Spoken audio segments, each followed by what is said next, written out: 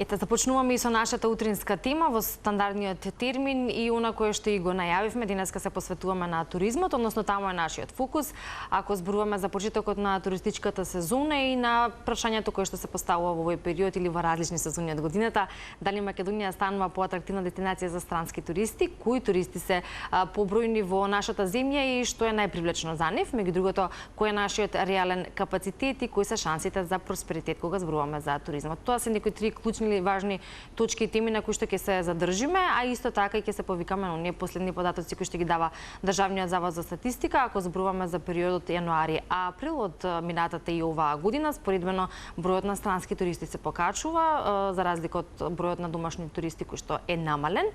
Најпривлечени сме за србите, за германците, французите и турците, кои што се најмногобројни, според она кое што го дава како дел од информација во извештајот на Државниот завод за статистика. Но се разбира дека ќе добиеме информациите од прва рака и малку повеќе ќе зборуваме за очекувањата на новата туристичка сезона заедно со нашиот денешен гостин во утринската тема, а тоа е претседателот на туристичката комора Аркан Керим. Добро утро, добро дојдовте. Добро утро, благодарам на поканата.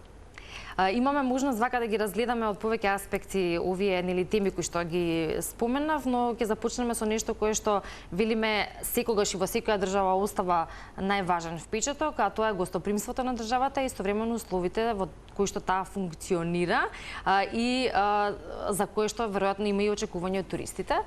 Македонија знае да понуди многу убави нешто, но никогаш и глетките кои што ги добиваат туристите на прв поглед и не се толку сјајни со оглед на нечистотијата и отпадот, кој што Аркан и вие самиот го напоменувате како еден предизвик или проблем со кој што се соочуваме. Па, знаете како, ние сме многу убава дестинација. Македонија, значи за туристи што доаѓаат во Македонија е стварно интересна дестинација. Имаме феноменална гастрономија. Имаме многу убава држава, имаме езера, имаме планини, имаме многу гостопримлив народ кој што ги пречекува луѓето и кој што на најубав можен начин им ја покажува убавината на Македонија.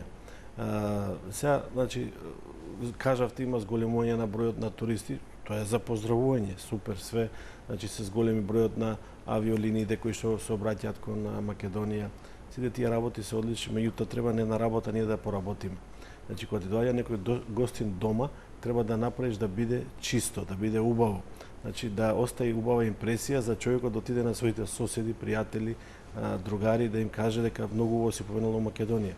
Сега, сведоци сме последниот период, за жал, градските артерии во многу градови во Македонија се во многу лоша ситуација, валкано е.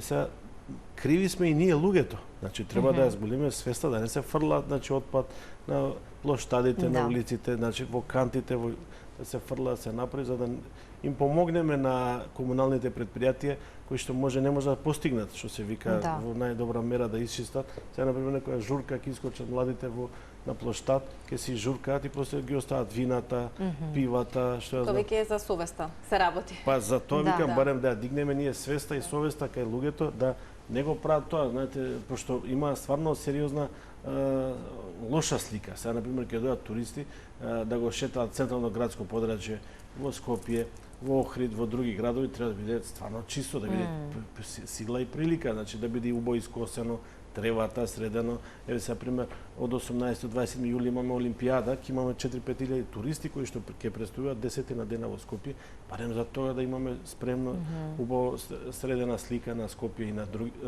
и на Македонија, за да оставиме во впечаток кај луѓето. Значи, ја мислам дека и свеста кај луѓето треба да се смени. Не е само до што ги критикуваме локалните заедници. Пред се е свеста, ако секој си го фрла отпадот кај што треба, нема да биде вода. Не, кај Триумфалната капија, значи све беше полно со сончоглед, со сенки, што како тоа. Јас сакав да го пострашувам како проблем. Да, некако имав впечаток дека тоа го прават младите, но во последниот период забележав дека тоа го прават и возрастните, така што се сведува на свеста и колку навистина сами можеме да си помогнеме или во ситуацијава да си одмогнеме? Па мораме да си помогнеме сами, бидејќи ти доаѓаат гостите, кај дојде некој дома гости. И сега, например, ако каучот или нешто дома ти е прљаво и средено, како ќе ти биде, незгодно ќе ти биде. Па првенствено тука треба да започнеме. На секој од нас не е важно кога ќе одиме некаде, нели? Првиот впечаток се разбира зашто зборуваме, леле колку беше чисто, колку беше средено, нели како сето тоа функционира безпрекорно, па така сакаме да би требало да сакаме да ни биде и дома, што е најважно. Во целава ситуација во светот, кај што има разбуктано војни на секој чекор, кај што едва ги носиме туристи, ги наоѓаме да ги донесеме, треба малце да поработиме на нашата домашна задача за да им дадеме поубава една представа и слика на луѓето. Значи ние даваме феноменална храна. Имаме стварно многу убава гастрономија, имаме многу убаво вино, имаме најубави кебапчиња, најубави јадења, имаме Охрид, пример, има многу убава пастрмка, има убави јадења што ги фасцинира гостите. И сега све имаме, ама ќе седне да руча, да вечера, пример, лош пример во Дебар мало, главната артерија на Скопје, кај што се туристите, од лева и десна страна ресторани, во средина ѓубре преполно со ваква. Па каква гледка е тоа? Да. Тоа треба да се чисти, значи Сабајле ќе дојде камионот да исчисти, да среди, да биде свет саком паком. Ако треба да се има иницијатива за затвори Дебар мало за возила за викенд, ама добро, треба и со детергент или некако да се испраат тие улиците да биде чисто и убаво, да му мерак на човекот да дојде да потроши пари. Да, па така не, е. Да потроши пари. Аркан, ги споминавме немирите во светот, колку тие за нас како една мала земја на Балканот влијаат можеби за туризмот и туристичката понуда која што ние имаме. Спомена Ивана дел од нациите кои што се најчестите туристи во нашата земја, па дали чувствувате и вие со агенцијата и со комората некакви осцилации во тој поглед како резултат на немирите кои што се уште го дрмаат светот? Голема среќа е што војната помеѓу Израел и Иран денеска заврши, се потпиша, мислам, се даде примирие, бидејќи ако продолжи уште 7 денава војна, мислам дека нафтата ќе стигнеше до $200 и тогаш еден одмор за обичен човек што патува ќе беше зголемен за отприлика околу $100.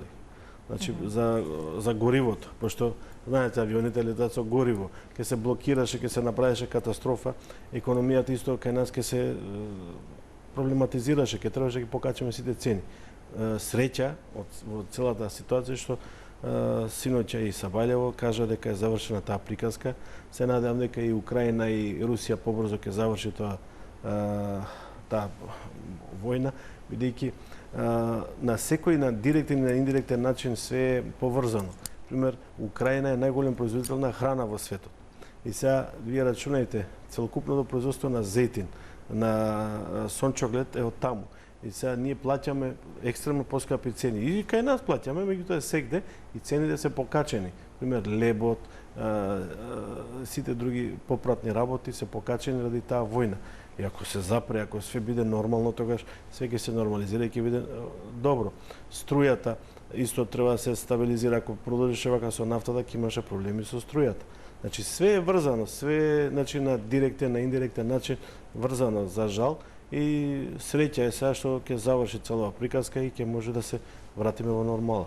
Да, иако тоа остава и подолгорочни последици, ако зборуваме за периодот, некако почнавме да ги делиме периодот на пред корона и после корона, ако е тоа поидовната точка на некои промени, па и инфлациите кои што се случуваат во државите широм светот, па и кај нас зборуваме за растот на цените како за домашните аранжмани, така и за оние кои што ги имаме во другите земји, особено сега во летниот период кога секој од нас сака да најде можеби соодветен аранжман на својот буџет, па и престојот на одредена летна туристичка дестинација, она што можеме да го забележиме и кое што постои како информација е вистинско зголемување на цените и тоа повеќекратно.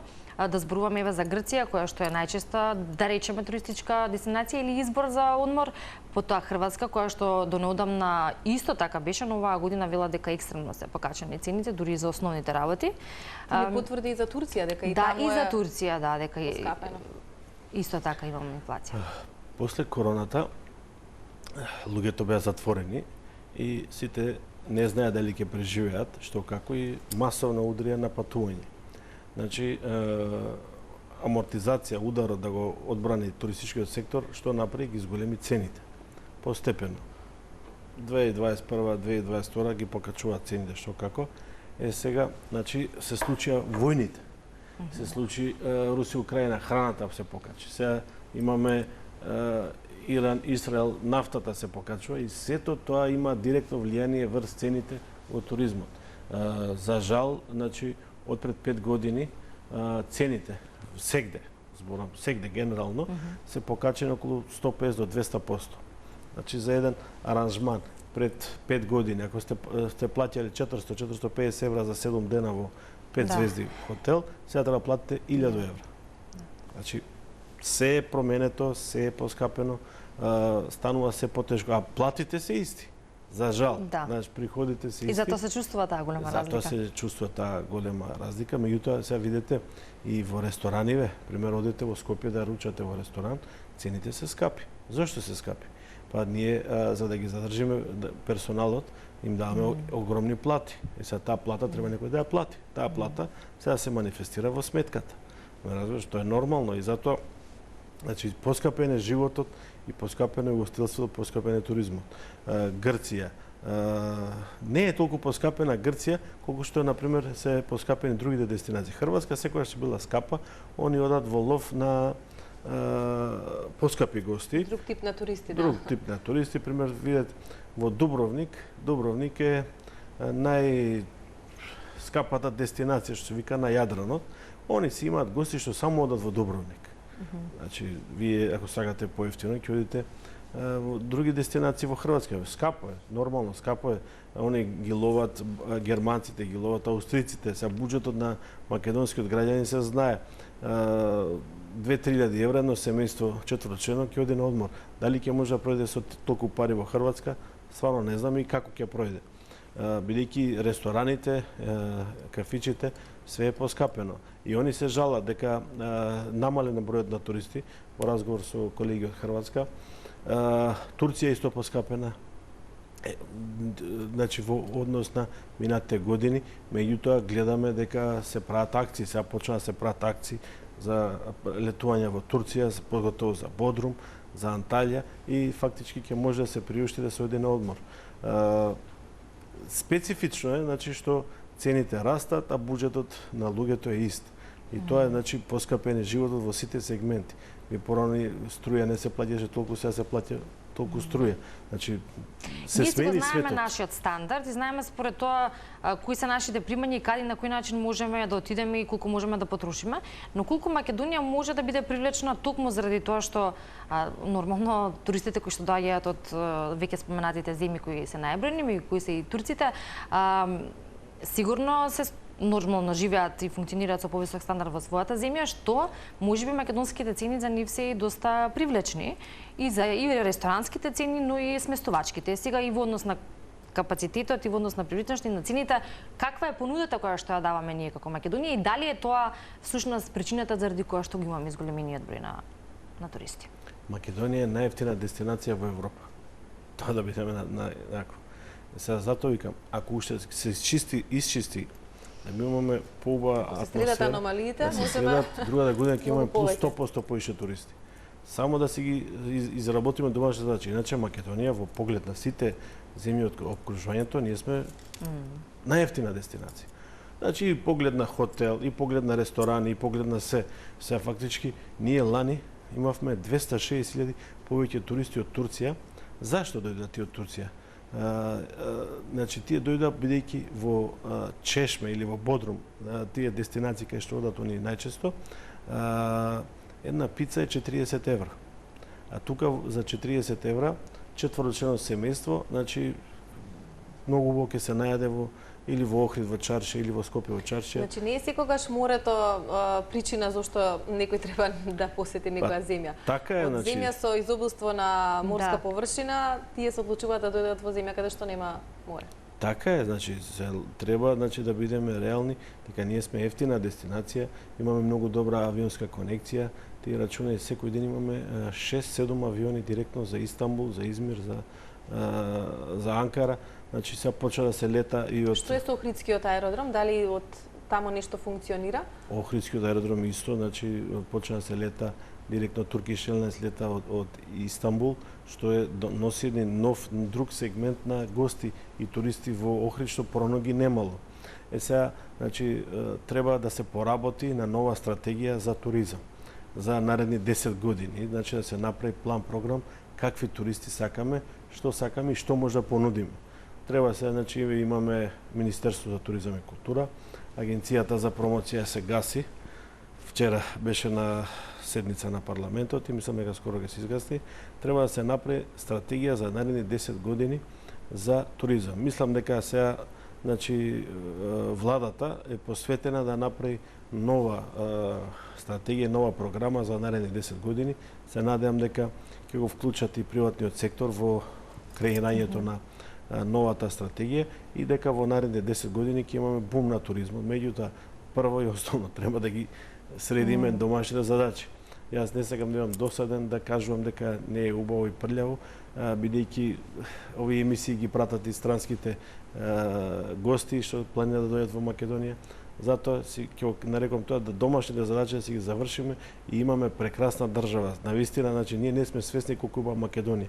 Тек кој ќе отидеме негде во странство, кој ќе се вратиме на четвртиот, петиот ден, доаѓаме во Македонија и си викаме леле колку е убаво кај нас, пошто не сме свесни дека ги имаме и убавини, ама ние не знаеме како да ги доловиме и да ги направиме. Имаме најубав регион со вино, Тиквешијата. Имаме прекрасно езеро, Охридско езеро. Имаме Скопје стана многу интересна дестинација со проектот Скопје 2014, кој сака нека го критикува, не го критикува, меѓутоа влече туристи, сега влече луѓе, посетители да го гледаат, да видат што е, како и интересно е.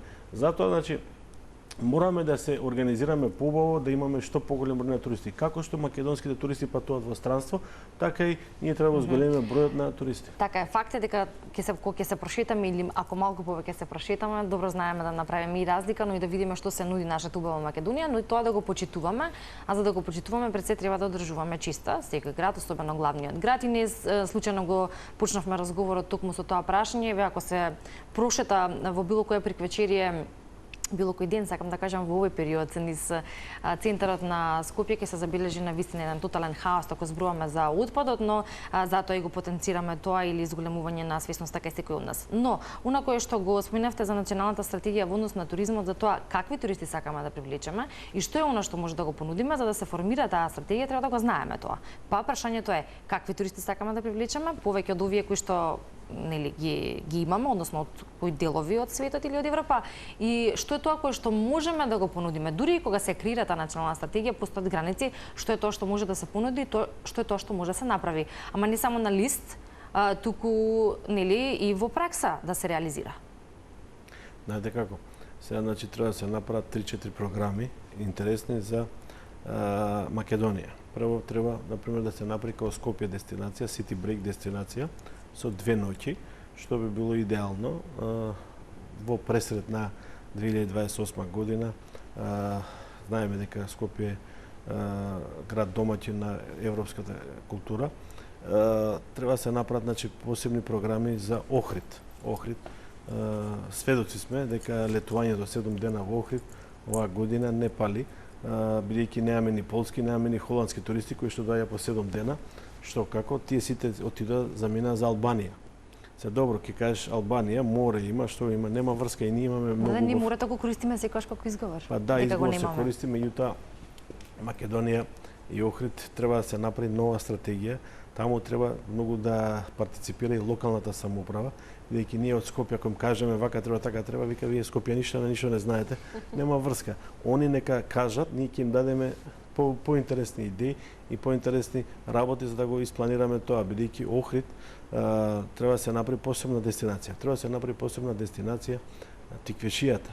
Значи тие 4 до 5 милиони туристи кои што гравитираат, кои што патуваат кон Грција, тие треба една ноќ да се задржуваат во Тиквешијата, да се направат 40-50 мали семејни хотели кај што ќе остануваат луѓето и што ќе дегустираат храната и виното што ја нуди Тиквешијата.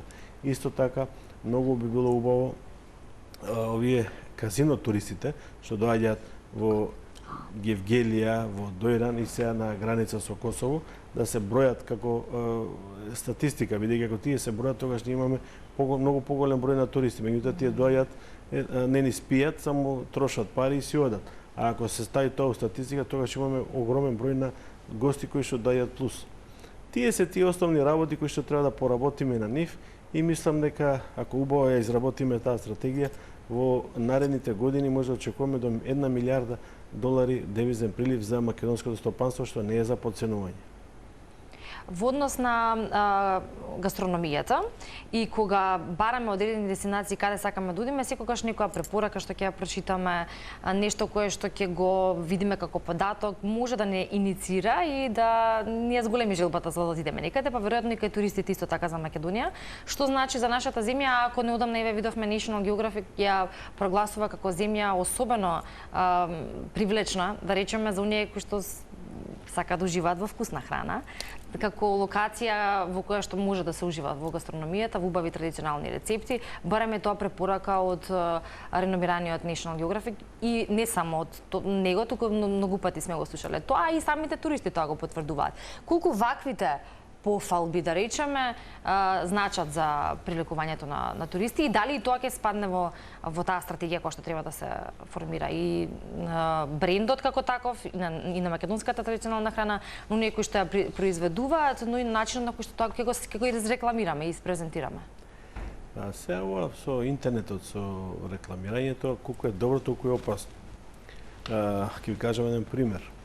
Сега пред недела дена во Мармарис, Турција, имаше англиски туристи кои што биле на некоја забава во некој локал и не им се допаднало на другата маса како другите луѓе се забавуваат.